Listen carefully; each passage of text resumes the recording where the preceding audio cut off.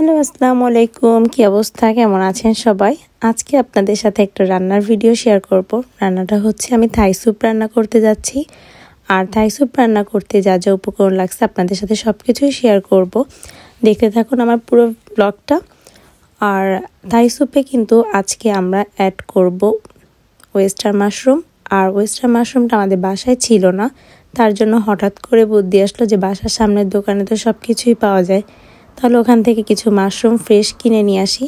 আর বাসায় যেটা ছিল তা হলো ফ্রোজেন মাশরুম। আপনারা চাইলে ফ্রোজেন মাশরুম ইউজ করতে পারেন অথবা এরকম ফ্রেশ কিনে নিয়ে এসেও করতে পারেন। তো আমার যেহেতু বাসার সামনে সব কিছুই অ্যাভেলেবেল ছিল দোকানপাট, তার জন্য আমি ভাবলাম যে অল্প করে মাশরুম কিনে নিয়ে আসি, তারপর ওটা দিয়ে রান্না করব। আর আমি চলে গেলাম, এখানে কিন্তু অনেক প্রকারের মাশরুম আছে। একটা ছিল ওয়েস্টার মাশরুম, আর একটা সাইজ অনেক বড় বড়। তো এই মাশরুমগুলো দেখতে কিন্তু অনেক ফ্রেশ এবং ভালো লাগছে বলে আমি এগুলোই নিয়েছি। এই তো আমি মাশরুম কেনা হয়ে গেল প্রায়। এখন বাসায় চলে যাব। বাসায় যাওয়ার পর সব কিছু প্রিপেয়ার করে দেন রান্না করব। আর প্রথমে এক টোপলা নিয়েছিলাম, তারপরে চিন্তা করলাম যে না, আর একটু বেশি করে নিই, মাশরুমগুলো অনেক ভালো, তার জন্য পরে আবার ডাবল করে নিয়েছি, মানে 2বার পেমেন্ট করে তারপর নিয়ে আসছি। আর এই তো বাসায় চলে যাচ্ছি এখন। আর বাসায় যাওয়ার পরে চিংড়ি মাছটা হলো ছুলে রাখছিলাম। আর এটা কিন্তু আপনারা চাইলে খোসা সহ দিতে পারেন, আবার খোসা সহ ছাড়াও দিতে পারেন। আর চিংড়ি মাছগুলো অনেক বেশ বড় বড় ছিল, যার কারণে আমরা খোসাটাকে ফেলে উপরের যে নাড়িটা থাকে ওইটাকেও বাহিরে ফেলে দিয়েছি, কারণ ওটা তো খাওয়া যায় না। আর এখানে একটু ক্রাবের দিয়ে দিচ্ছি, যে ফ্রোজেন ছিল এটা ফ্রিজে, তো এটাও দিয়ে দিলাম।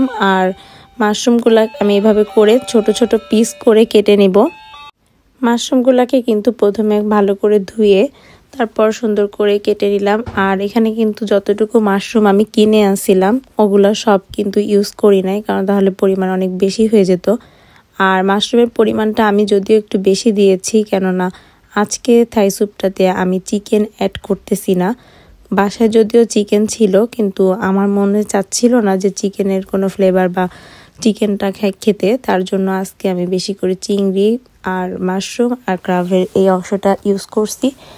আর আমি হলো লিক্স বা যেটাকে আমরা থাই স্যুপের ভিতরে বলি, যে স্যুপের যে লিফটা থাই পাতা, সেটা ইউজ করছি।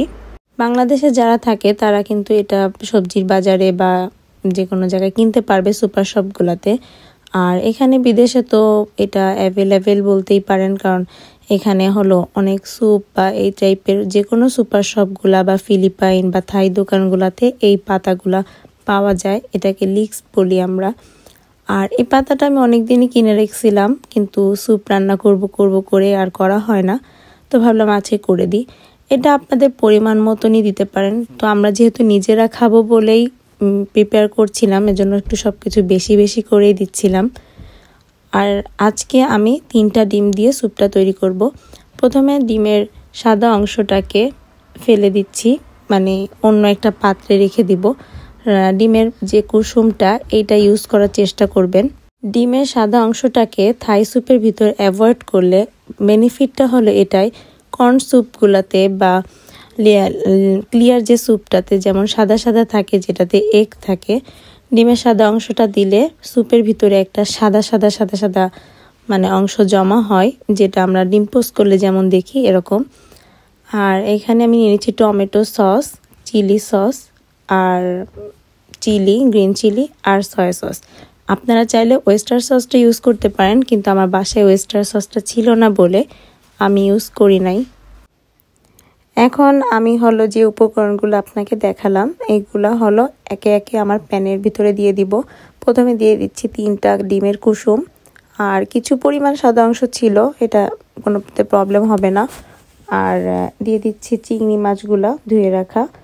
তারপরে দিয়ে দিব ক্রাবের যে অংশগুলো আছে, এগুলা সুন্দর করে বেছে রাখছিলাম, এগুলা দিয়ে দিব। এগুলো আসলে খেতে খুবই মজা, আমরা নুডলসের ভিতরেও দিয়ে দিই।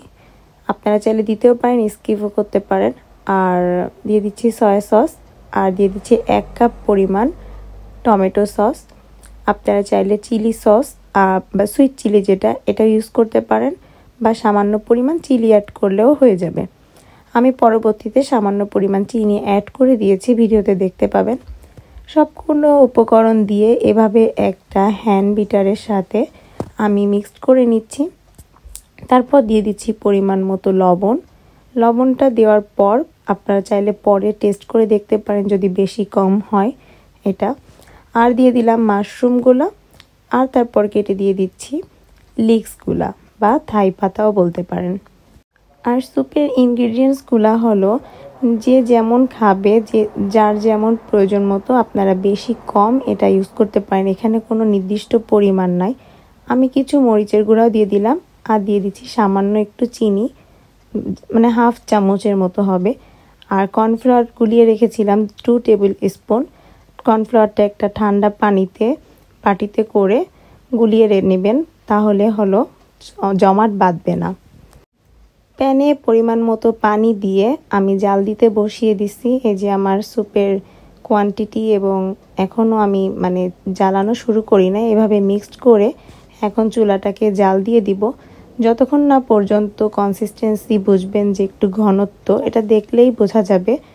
তো ওই রকম না হয় ততক্ষণ পর্যন্ত এগুলোকে জাল দিতে হবে। আর যখন চিকেনটা অ্যাড করব তখন কিন্তু আমরা একটু বেশি টাইম লাগে। সো এখানে মাশরুম আর চিংড়ি যেহেতু, এটাতে আজকে খুব বেশি টাইম লাগবে না।